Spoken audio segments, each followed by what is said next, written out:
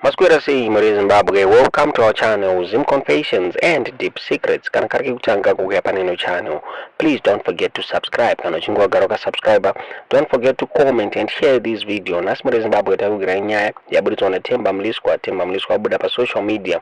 Achitaura iye achiti akabuditsa mari from his own pocket kuti afande toilet ya murikona iri apo afande project ye toilet ya murikona iyo iri apo abuda achiti akapfura through Ngoni market iyo iri ku Norton akaona kuti this area yanga isina toilet yakwanisa kuseva the public akataura yakachiti akabuditsa mari from his own pocket akabuditsa kuti ifande the project yekugadzira toilet ya murikona iri apo Hazvina Kupera Mushe ma-citizens eMzimbabwe apa abuda achiblaster Temba Mliswa for this toilet achiti this toilet is a health hazard.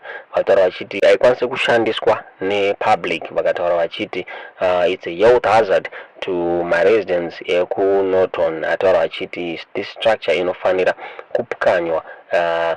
Pana engineer abuda achitaura achiti this structure it's a health hazard inofanira kupukanywa, and it's not even up to the standards yekuti ishandiswe ne-public, especially nzvimbo yakaita market inoungana vanhu vakawanda.